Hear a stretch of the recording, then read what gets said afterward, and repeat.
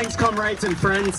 So my name is Dave Clark, and I'm here speaking on behalf of the Inner City Teachers Association. We are one of 169 associations that makes up the great New South Wales Teachers Federation. I just want to begin, thank you. I just want to begin by acknowledging that we are meeting here today on stolen land. This land was never ceded, and it always was, always will be Aboriginal land. By trade, I'm a history teacher, so I'm going to talk to you about why our union has always supported peace. We are a union of peace.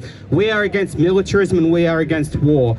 So, if we go back into the 1940s, there was a man called Sam Lewis. Sam Lewis was a member of the Australian Communist Party. He joined that party from the 1930s, and he was also a teacher. He rose through the ranks, through the Teachers Federation, eventually became the president of the union. Now, to become president of the union, it's a mass vote of all members, so obviously it's quite a democratic process.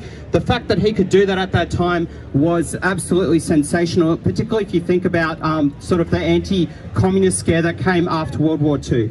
So he was also involved in the movement against fascism as well, which is also important to point out. So in 1946, the Federation Annual Conference, so we have an annual conference every year that goes for 3 days. It's the highest decision-making body of our union. It followed a successful salary campaign, and Sam explicitly linked the fight for better salaries and conditions to the broader struggle for peace and unity amongst all peoples. In 1946, he was instrumental in the national A New Deal for Education campaign. This united nearly 800 organisations. So teachers' associations, parent groups, union, labour councils and local government, with a key demand for a massive injection of federal funding into public schools. How some things do not change. We're still fighting that fight today. Obviously our government is complicit in war crimes with their support for AUKUS. We want that money to be explicitly withdrawn from AUKUS to be redirected into public education and public hospitals. So in 1947, he attended the UNESCO conference in Mexico City, and he returned and encouraged that UNESCO prioritise education spending over weapons of war. He came back and he had a famous saying, and that still exists in our union today. In our union today, Sam Lewis is a giant of a person. We still speak about him regularly, and he came back and he said, all wars are fought against children. In the 1951 annual conference address, Sam was clear. So he said that the enormous expenditure on armaments is the greatest single cause of inflation and the undermining of people's living and cultural standards.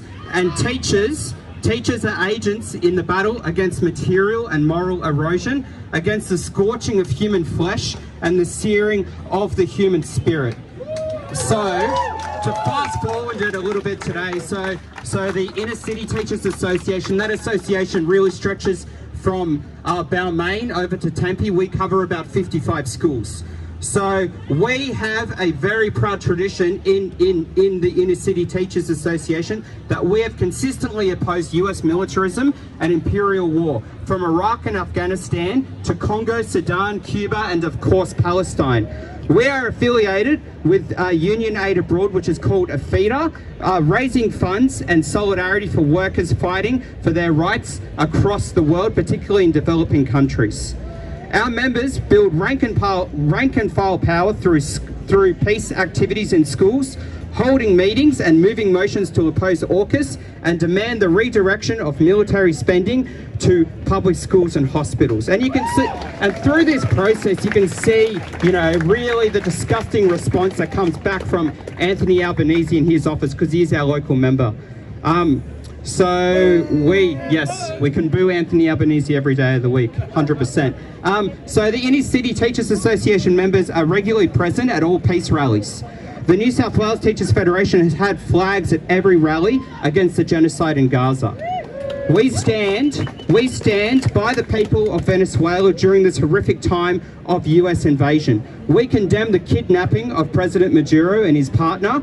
We demand peace and the self-determination for the people of Venezuela.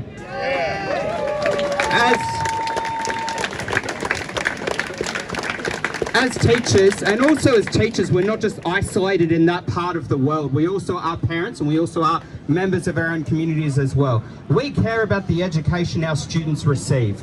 The old union saying goes, teachers' working conditions are students' learning conditions. But more than that, we want our students to have critical thinking skills to constructively engage with the world around them, to carefully consider the politics of folks like Donald Trump, and to ask themselves, is that really the world that I want to grow up in? And if that's not the world that I want to grow up in, what can I do to participate in changing it for the better? We have consistently fought through our history. We fight and we fight and we fight to make sure that there is appropriate curriculum that is developed for the kids in front of us.